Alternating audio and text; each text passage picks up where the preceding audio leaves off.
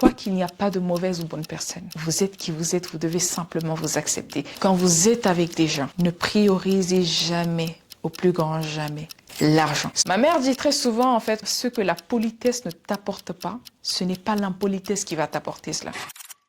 Voici 4 leçons ou 4 principes de vie que j'ai appris avec mon mentor. C'est un monsieur qui est plutôt maintenant dans les 80 ans. Un monsieur que j'ai rencontré lorsque j'avais à peu près 19 ans d'âge. Ce dernier m'a appris à faire la peinture. Et oui, pour ceux qui ne savent pas, je peins également. Mon côté multipotentiel, sans doute. Donc j'ai appris à faire la peinture. Il faut savoir qu'au début, le but, ce n'est pas d'apprendre à faire de la peinture. Au début, je rencontre ce monsieur tout naturellement, car il était en recherche d'un assistant ou d'une assistante qui pourrait l'aider simplement dans ce qu'il fait, dans ses travaux quotidiens et tout ce qui allait. Et là, moi, étant étudiante, je me fais approcher par une de mes connaissances qui me dit, écoute, j'aimerais en fait que tu prennes contact avec ce dernier, car il est en train de chercher en fait une assistante. Et te connaissant, je sais que tu fais du commerce un peu par-ci par-là, mais je sais aussi que le fait de travailler avec lui, ne serait-ce que les week-ends, pourra t'aider. Est-ce que tu es prête? Je te passe son numéro et tu l'appelles. Et finalement, ça a été une grande chance pour moi. Vous allez comprendre pourquoi, parce que au tout début, je vais vous raconter la perception que j'ai eue de ce monsieur. C'est pour ça qu'il ne faut jamais se baser sur l'illusion pour juger les gens. Pour la première fois, j'arrive en fait dans ce beau environnement, plein de peintures, de tableaux et tout ce qui va avec. Je regarde. D'ailleurs, je vous avoue que j'étais très hésitante. Un monsieur à l'époque, il était dans les 60...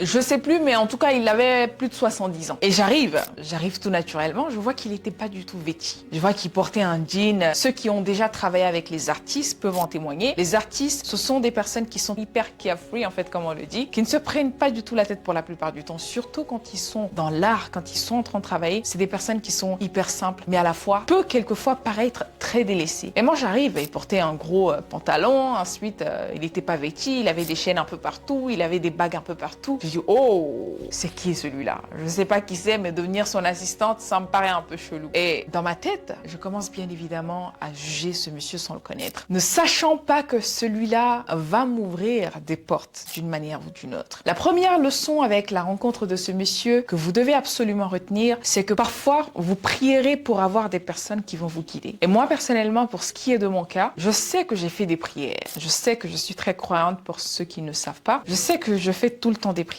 Je dis, mon Dieu, guide-moi vers les bonnes personnes. Guide-moi vers ceux qui vont m'élever davantage, ceux qui vont me donner de la connaissance, ceux qui vont me pousser, me booster. Éloigne-moi des personnes qui pourront octroyer, par exemple, ma liberté. Éloigne-moi des personnes qui pourront me causer du tort, qui pourront m'atteindre de la pire des manières. Il est super important de faire des prières. Je ne sais pas quelle est votre croyance ou encore votre religion, enfin peu importe. Le plus important, c'est de rester croyant, d'accord? Quoique je ne force pas qui que ce soit à devenir croyant ou croyante. Mais je vais dire, je sais une chose, la prière, c'est quelque chose qui marche. Enfin bref, c'était juste une petite parenthèse. Et j'arrive donc tout naturellement dans l'atelier de ce monsieur qui était très sympa. À prime abord, il avait l'air très ouvert. Et moi, j'étais très sceptique. Il faut savoir que dans ma personnalité, je suis extra et introvertie à la fois. Je sais, ça paraît super dingue parce que quand je suis parfois avec les gens, je suis hyper open. On n'a pas l'impression en fait que je pourrais paraître introverti. Sauf qu'avec le temps, en me connaissant davantage, je me rends compte en fait que j'ai cette personnalité également réservée. C'est-à-dire que avec le temps d'ailleurs, je découvre en fait que nous n'avons pas qu'une seule personnalité, nous avons plusieurs personnalités. Moi, je pense que j'ai une personnalité, une parmi mes personnalités, j'ai une personnalité qui exprime beaucoup la personnalité d'une personne qui est super réservée. Donc, j'ai ce côté aussi qui est réservé parfois. Je suis très réservante, parfois je ne le fais pas exprès. Encore une fois, on en revient aux questions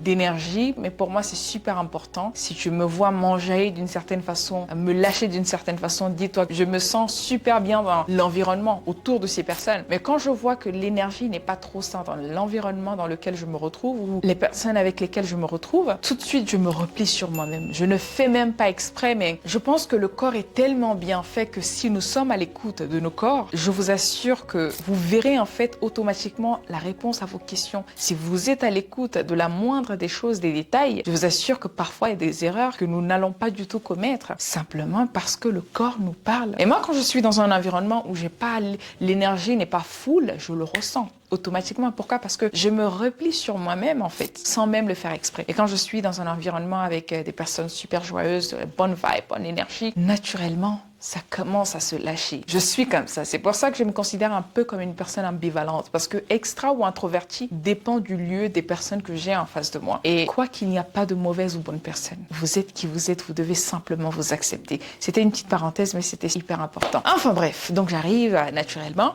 J'étais un petit peu réservée. J'étais réservée, mais en même temps, j'étais contente d'être là parce que j'allais découvrir un monde que je ne savais pas qui est l'art, que j'ai toujours voulu faire. En fait, j'ai toujours voulu peindre, mais je ne savais pas. Et pour ceux qui ne savent pas ou qui n'ont jamais eu mes tableaux, je vous mettrai juste quelques photos là ou peut-être là, et vous verrez un petit peu ce que je fais. Je me débrouille pas mal. Je suis pas forcément experte là-dedans, mais je me débrouille pas mal. Enfin bref. Et là, quand j'arrive, tout naturellement, le monsieur est content, il me pose des questions, comment ça va? Enfin, on fait déjà l'entretien, tout se passe bien. Il me dit, bon, bah, vous commencez la semaine prochaine. J'étais super contente. Et finalement, je commence à arriver. Les jours passent. Un jour, 2 jours, 1 semaine, 3 semaines, 4 semaines. Et finalement, je commence à accumuler des mois dans cet atelier avec ce monsieur qui était très généreux. Et un jour, il décide de me poser la question. J'étais en train de peindre ce jour-là. Il me dit, Fanta, que faites-vous dans la vie? Quel est votre rêve? Quelle est votre vision? Qu'est-ce que vous voulez de la vie? Parce que c'est vrai qu'à chaque fois que vous venez ici, c'est vrai qu'on parle, on rigole, mais je ne sais pas grand-chose de vous. Ça peut paraître très paradoxal parce que je suis quelqu'un qui parle effectivement devant la caméra, mais en dehors de la caméra, je ne suis pas du genre à très facilement parler de moi. Je préfère écouter les gens. Il me pose la question pour savoir ce que je veux dans la vie, qu'est-ce que je fais, quelle est ma vision, quelle est mon ambition, quelles sont mes attentes de la vie. Et naturellement, je commence à me lâcher parce que je sens tout naturellement que c'est une personne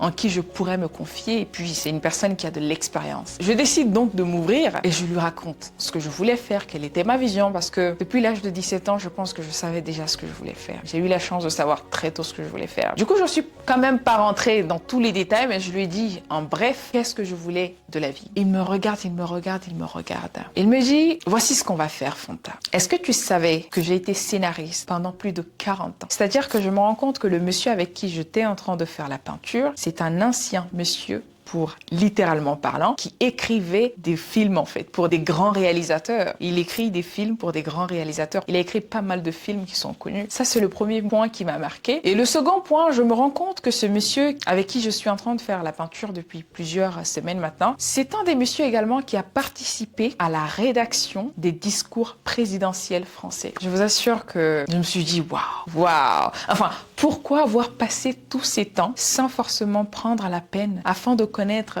beaucoup plus tôt ce que ce monsieur faisait, sachant que, ayant son background, enfin son expérience, il aurait pu peut-être m'accorder quelque chose. Étant donné que moi j'ai toujours été passionnée de l'art oratoire, je me suis dit tout de suite qu'il aurait pu m'aider en fait sur ce coup. La première leçon qu'il faut retenir ici, au fur et à mesure, je vous raconterai bien évidemment l'histoire, mais la première leçon que j'ai retenue de ma rencontre du moins avec ce monsieur, c'est que apprenez parfois à être ouvert. Ne soyez pas toujours fermé. Lorsque vous rencontrez des personnes, lorsque vous rencontrez des gens, prenez la peine de vous intéresser à ces personnes. Avec le recul, je me rends compte que si ce dernier m'avait pas posé de questions concernant mon ambition, ma vie, ma vision, je ne serais pas capable de lui poser la question afin de savoir ce qu'il veut, ou ce qu'il est, ou ce qu'il pourrait m'apporter réellement. Donc, quand vous êtes avec des gens, prenez toujours la peine de vous ouvrir, posez des questions. On ne parle pas souvent de toujours parler de vous, mais prenez la peine de vous ouvrir, parlez aux gens, posez-leur des questions. Qu'est-ce que vous voulez de la vie? Quelle est votre vision de la vie? Ayez l'habitude d'alimenter des conversations. Lorsque vous êtes en présence des gens, vous aurez parfois affaire à quelqu'un qui va vous amener très loin dans la vie. Apprenez parfois à vous ouvrir.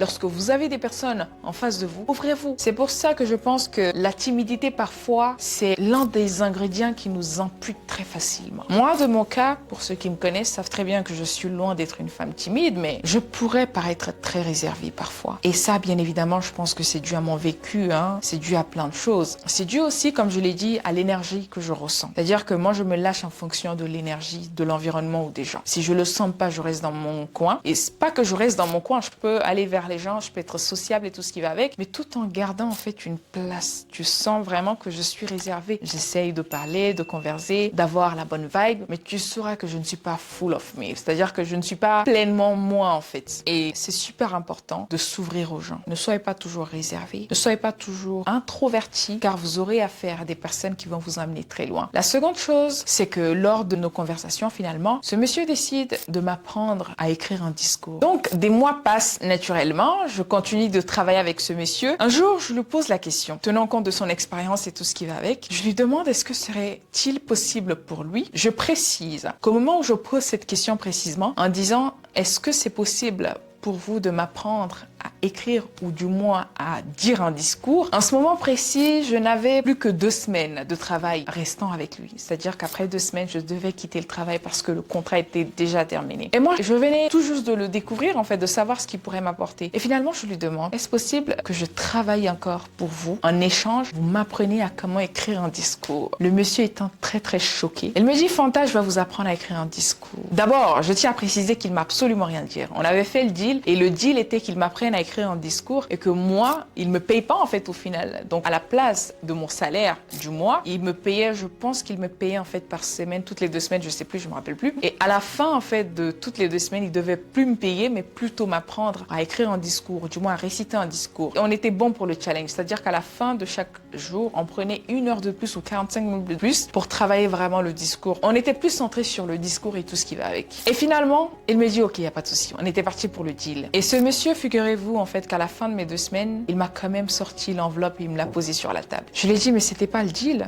Le deal, c'était que tu m'apprennes. Tu n'es pas obligé de me payer. En plus, tu me donnes énormément de conseils. Comment tu voudrais, en fait, que je te prenne de l'argent en plus des conseils que tu me donnes, en plus du discours que tu m'apprends? En fait, tu es en train de me coacher sans te rendre compte. Et en plus de ça, je peux pas te demander un autre salaire. Je le ferai gratuitement. Pendant que c'est les vacances, j'en profite, j'apprends. Le monsieur était tellement touché qu'il m'a dit, je le fais gratuitement. Et en plus de le faire gratuitement, je décide quand même de te payer pour tes services. Et c'est un épisode de ma vie qui m'a énormément touchée. Ce qui l'a le plus touché, en fait, c'est mon amour pour l'éducation. Ce qui l'a le plus touché, c'est le fait que j'étais prête à faire autant de sacrifices juste pour apprendre. Et que pour lui, ça n'avait pas de prix. Qu'il avait remarqué, en fait, combien de fois c'était important pour moi d'apprendre. Surtout sur le fait de réciter un discours ou écrire un discours. De ce fait qu'il ne pouvait pas du tout me prendre quoi que ce soit. Qu'il va non seulement, il va me coacher en prise de discours ou écrire un discours, mais qu'il va aussi me payer pour mes services. Les amis, avec le recul, je me dis très souvent en fait que c'est un ange gardien que Dieu m'a envoyé. Ce monsieur m'a énormément appris. Ce monsieur m'a appris la vie. En si peu de temps, ce monsieur m'a énormément appris. Ce monsieur m'a grandi. Avec son âge, il a toujours été droit dans ses bottes. Il m'a toujours dit la vérité. Il m'a toujours dit des choses que j'aurais aimé en fait qu'un grand-père me dise. Que j'ai pas eu la chance d'avoir auprès d'un grand-père parce que mon grand-père ou ma grand-mère, surtout maternelle et mon grand-père paternel par exemple, ils sont partis très tôt. Du coup, je n'ai pas eu vraiment cette chance. Et j'ai vu ce grand-père en ce monsieur-là qui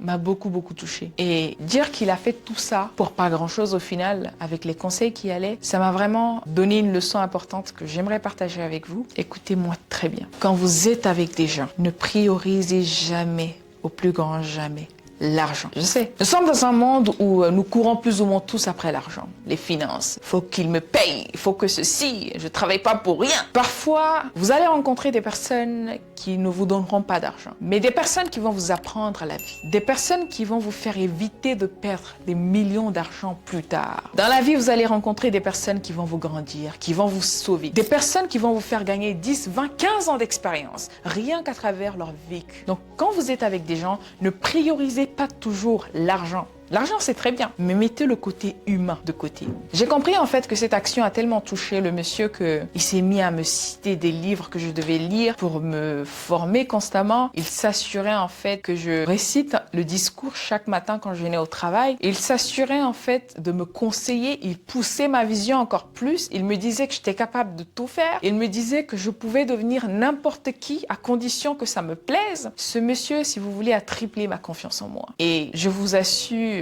que parfois j'étais gênée de recevoir venant de lui parce qu'il me demandait absolument rien. Il me demandait absolument rien. Bien évidemment à part son travail. Mais vous allez rencontrer certainement des personnes comme ça. Vous allez rencontrer des personnes qui vont vous grandir, des personnes qui vont vous tendre la main. Mais vous seul êtes capable de gérer, du moins de maintenir cette relation. Car si vous commencez à mettre des histoires d'argent devant ou vous vous comportez d'une manière très inadéquate, je vous assure qu'on vous mettra de côté et la personne passera à autre chose. Et vous passerez à côté d'une opportunité de grandir, d'avoir, de gagner, de vous assagir. Donc, lorsque vous vivez avec les gens, vous devez être très stratège. Vous devez être humble. Ce monsieur me répétait sans cesse que l'une des choses qui lui plaisait chez moi, c'est vrai que c'est pas très beau de parler de soi de cette manière, parce qu'on aurait plus l'impression qu'on est en train de s'auto-flatter, mais ce qu'il me répétait sans cesse, qui était pour lui une de ses motivations pour m'aider, il se disait constamment que j'étais une fille qui était très polie. Et je tiens à préciser que ce monsieur, c'est un blanc, un juif. Il disait qu'il appréciait beaucoup ma façon d'être, qu'il appréciait mon caractère, qu'il appréciait la personne que je suis et que rien que pour ça, qu'il serait prêt à m'aider tant qu'il ne meurt pas. Et dire qu'aujourd'hui, ce monsieur pour moi est comme un grand-père. Bien sûr que nous ne sommes plus dans une relation professionnelle de travail, mais l'une des personnes que j'appelle quand je suis au fond en fait des problèmes. Je l'appelle, je dis j'ai ça, j'ai ci, j'ai ça. Comment je peux faire pour me sortir de là? Il me donne toujours des conseils. Donc quand vous êtes avec les gens, soyez également poli. Je sais qu'on vous le dira pas très souvent ce que je suis en train de vous dire, mais soyez poli quand vous êtes avec des gens. Ma mère dit très souvent en fait, ce que la politesse ne t'apporte pas, ce n'est pas l'impolitesse qui va t'apporter cela. Quand vous êtes avec des gens, soyez poli. Vous rencontrerez des personnes dans votre vie à qui vous n'avez rien à donner. Vous allez rencontrer des personnes, vous ne pouvez rien leur offrir à part votre bon caractère, à part votre optimisme, à part votre façon d'être, d'agir, à part simplement votre bienveillance, à part parfois votre gentillesse. Parfois, vous n'avez pas grand-chose à offrir aux gens. Tout ce que vous avez à leur offrir, c'est simplement votre caractère. Je vous assure que votre connaissance, votre expertise pourrait vous envoyer dans un palais royal. Mais seul votre caractère, vos attitudes vous maintiendra encore et encore. Donc, vous devez être des personnes polies. Ce que la politesse ne vous a pas apporté, ce n'est pas du tout l'impolitesse qui va vous apporter cela. Quand vous êtes avec des gens, soyez polis, soyez gentils, soyez ouverts d'esprit, mais surtout ouvrez la main, c'est important également. J'avais pas grand-chose à apporter à ce monsieur. Et parfois, quand j'allais au travail, je lui faisais le plaisir, je sais qu'il adorait les fruits. J'apportais constamment des fruits. C'est un riche, le gars. Il n'a pas besoin de mon argent. Mais je lui fais quand même plaisir. Ce n'est même pas de la manipulation, je vous assure, je le faisais parce que m'apportait énormément. Donc quand vous êtes avec des gens, ouvrez la main, ouvrez la tête, ouvrez le cœur et travaillez votre caractère. C'est tout pour moi pour cette story. J'espère qu'on aura l'opportunité d'en faire beaucoup plus. N'hésitez pas de vous abonner sur mes différentes plateformes qui est Instagram, I am Fanta Condé, YouTube, TikTok, Facebook qui est Talk by Fanta. On se dit sur ce à très bientôt pour une prochaine vidéo. Dites-moi ce que vous pensiez de cette histoire, mais surtout ce que vous en avez appris. À très bientôt. Ciao, ciao.